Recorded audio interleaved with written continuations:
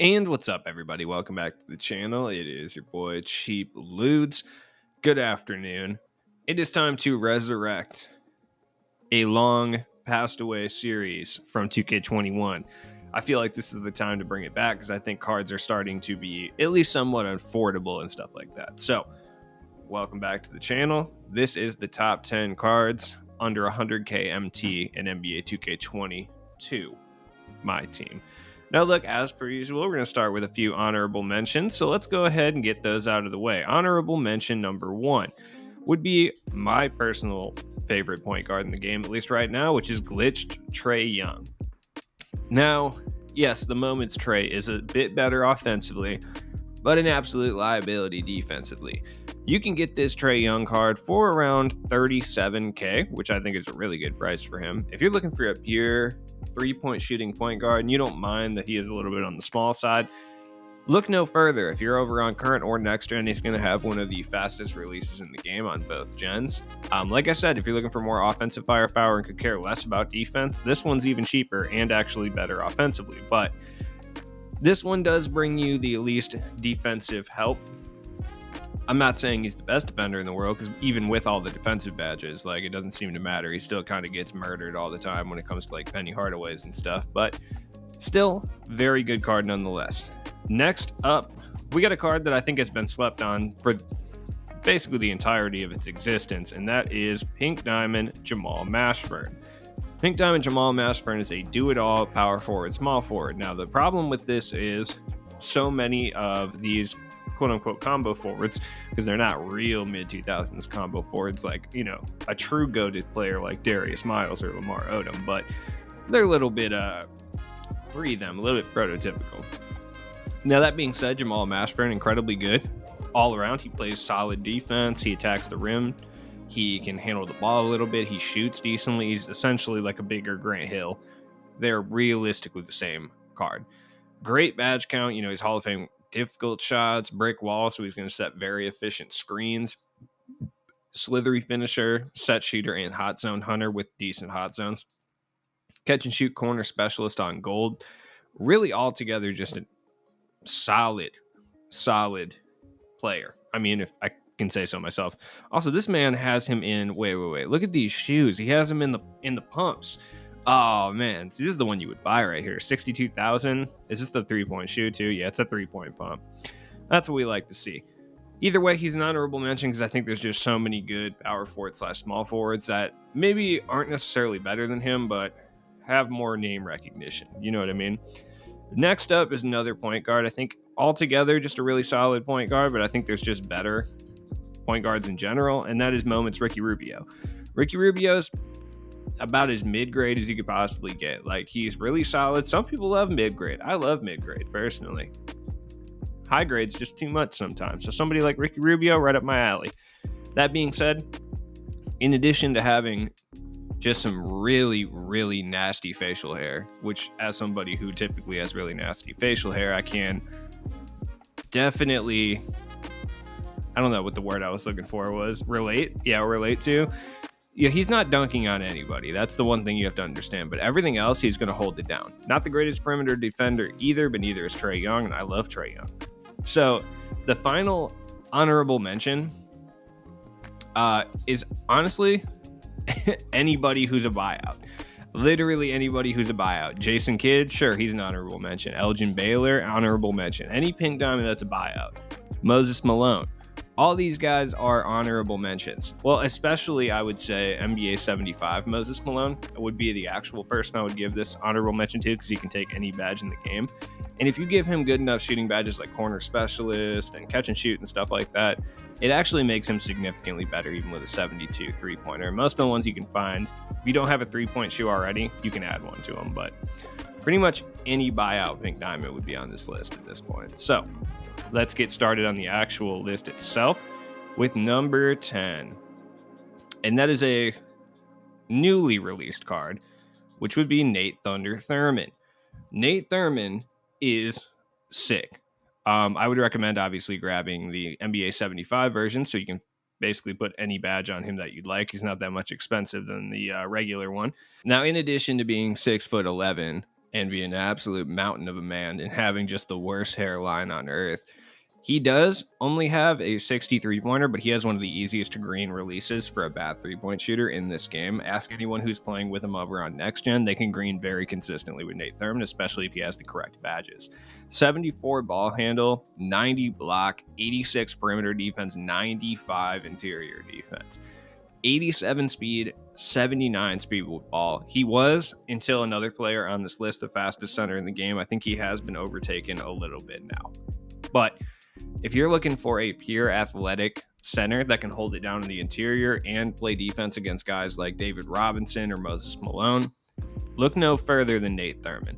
That's why he's our number 10. Number 9, a player I'll be completely honest, I kind of hate right now because he's just been really bothering me, and that is Nicholas Batum. Shout out to Batum. I know a lot of people, I forgot he doesn't have an H in Nicholas for some reason. It's his name. I don't know why I'm hating. 50K, pretty solid price for altogether one of the best wings in the game as far as overall. There's just nothing wrong with this card. I mean, 85 3-pointer, 86 ball handle, like steal, interior defense, perimeter, all solid, rebounding numbers solid. He has this annoying habit on current gen of stepping over the line every time you try to like kick out to him for a 3. I don't know why he does this, but he does. So, watch out for that. But other than that, I mean, if you're looking for a well-rounded small forward that's not going to break the bank, I would go with Nicholas Batum, or honestly, Jamal Mashburn, who I'm considering picking up and selling Nicholas Batum because Nicholas Batum is irritating me. Number 8 is a card we all know about at this point, but still remains one of the better 3-point hunting point guard options, and that is Jason Terry. I personally would go with the non-masked version because of his incredibly good defensive tendencies.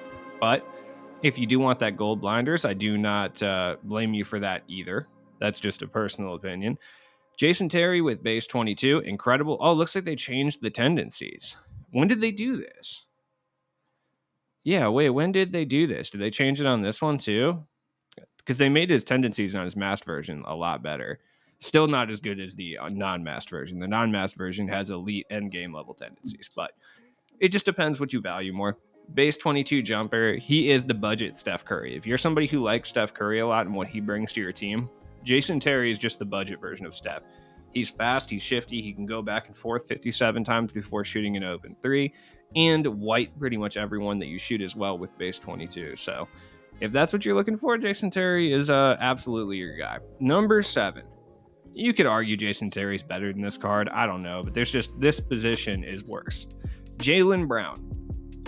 There's a signature one right here for 77K. I think the only difference is catch and shoot, pick dodger, posterizer, pogo, tireless. The difference is, wait, what is it again? I can't remember.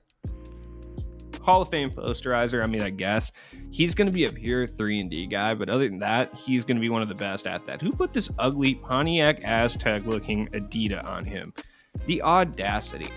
Anyways, if you're looking for a pure 3-and-D shooting guard, you can go and do no better than Jaylen Brown. He's literally fire. Also, he has a flat top, which is sick. Flat top Jaylen Brown over bearded lineup Jaylen Brown 100%. Number 6 is a card that I think gets slept on pretty often. Miles Turner. For 50K, I don't think you can get a better center in this game. 47K, crazy. As far as offensive centers, like this guy is better than majority of the pink diamond centers. Not defensively, but offensively. Catch and shoot, corner specialist, rim protector, set shooter, and he plays really well at the power forward as well. He is going to get abused by guys like Andre Karolinko and maybe Nicholas Batum on defense, but offensively, he's a pure stop and pop big. Probably the best one in the game, if I'm being completely honest. Even better than like David Robinson and stuff like that. So he is a little bit small at 6'11", but he's thick. You know what I mean? So he definitely makes up for it. Number 5. Now, this card is very situational. Like in the right hands, he's going to be probably one of the best cards in the game, and that's Penny Hardaway. Look, he's not bringing you anything defensively, but if you're on next gen, you could post hook people into absolute death, like with Penny Hardaway, just into submission. No point guard is going to stop Penny Hardaway. John Wall, maybe, And that's not even something that's going to happen all the time. Gary Payton is really the only remedy you have to stop someone with Penny Hardaway offensively. Like, this card, there's a reason he's 80K still. 6'7", and the thing is, he can shoot too. That's the worst part. Like, if you're sitting there and you're going to clog him up with a 2-3 zone and just hope that your rim protectors will do the job, he's got an 83 3-pointer with a relatively easy to green release. It's actually terrible. All right, number 3 is a card whose name I never can spell correctly, and that is Andrei Kirilenko. Now, you guys know I have my issues with this card too, and objectively speaking, the one with the blinders is probably better. I just don't think it's worth spending an extra 30K on him when you can get one right here for 64K with no badge additions, but that doesn't really matter much. Andrei Kirilenko is stupid. He's 6'9". He is a freak of nature on the defensive end. Pretty easy to green jump shot. He has base 29. As far as badges, I mean, Hall of Fame clamps, like, what more do you really need from your power forward? He is going to lock down whatever power forward your opponent has, even himself, realistically. He's got great stable of gold badges as well. Most of the ones you find are going to have some badge additions as well. Set shooter, ankle braces. You're not crossing this dude over. See, he only has silver rim protector, and I don't think that you could upgrade it. That's really the only knock that I would give this card. If he could get gold or even Hoff rim protector, he'd literally be the fakest power forward in this game. If you can give him limitless takeoff, my word, this dude will be the best rim running power forward in the game. It's not even particularly close. All right, next up, number 2. Number 2 is a new card, once again, and that is the 1950s menace himself, George Mikan. George Mikan is, wow. I was kind of hating on this card a little bit when I first started playing with him, but I have come full circle and I've come around on George Mikan. Just look at this physical specimen, dude.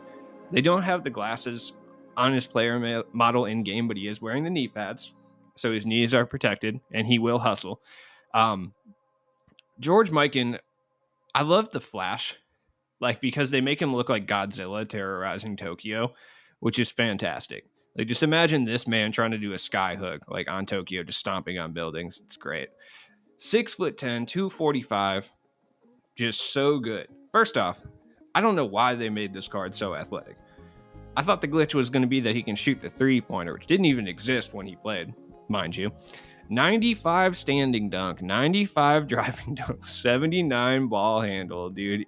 By the way, 80 blocks, 75 still, 93 interior defense, like 92 and 93 defensive rebounds, 86 speed. He's, my God, Nate Thurman is still technically the fastest center in this game, but George Mikan, dude, as far as his badges, they gave him posterizer, downhill, limitless takeoff, and grace under pressure. Seeing this huge 1950s white man just dunk on the free throw line is just beyond jokes, to be completely honest with you. He is the most awkward looking card in the game, but without a doubt, one of the best big men in the entire game.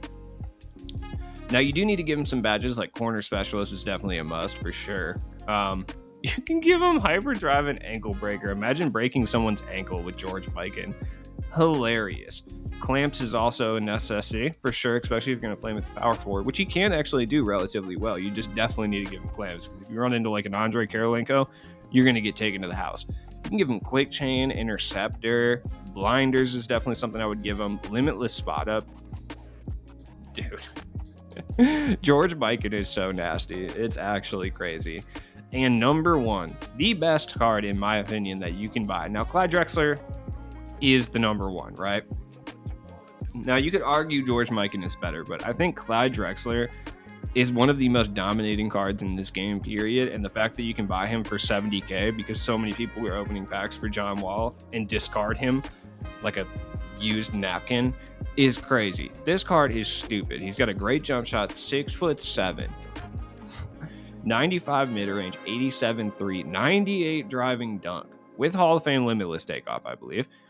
Yes, so he is going to bloom over everyone. Fast twitch, pogo, posterizer, acrobat, and fearless finisher. Now, he does need some badges added to him. He does have like gold catch and shoot, gold glue hands, quick first step, dead eye, and sniper, which are fine. Volume shooter gold. Only has silver clamps, but it can be upgraded to gold, which isn't that expensive. That's probably worthwhile. Lucky number 7 is definitely something that needs to be upgraded as well.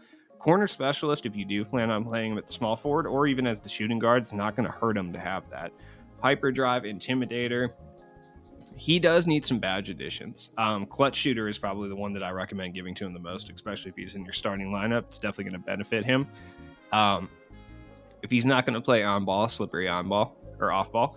Either way, Clyde Drexler is such a dominating presence for 100K, like, or less. You can get him as low as like 70K, which I think is ridiculous. That you absolutely need to add this guy if you're looking for any help at the shooting guard. If you're looking for more of a traditional 3-and-D cone, like if that's what you're going to use him for, then I recommend just grabbing someone like Jaylen Brown. But at the same time, Jaylen Brown is like 60K and Clyde Drexler is like 77. I would splurge the extra 17K for Clyde Drexler. Even if you want to switch your play style up a little bit, he's going to come in handy, certainly. And I'm just realizing now that I think I forgot a card, but I'm not sure if I did. If I did, I'm going to put one more honorable mention into the mix, and I would say that he probably deserves to be like the 5th card on this list if I didn't do it. I don't remember if I did or not. So bonus, remix, Isaiah Thomas. What? Am I spelling Isaiah Thomas wrong? Okay, I probably am, so that's fine. Yeah, Glitch Isaiah Thomas is the best all-around point guard that you can purchase under 100K, and in fact, you can get him for as low as 40K, which is why I need to spotlight him even if I did 11 instead of 10. He is incredibly good. 6'1", pretty much does everything. Dimer, posterizer, limitless, floor general. Most of them you're going to find are having either like badge additions or shoe additions.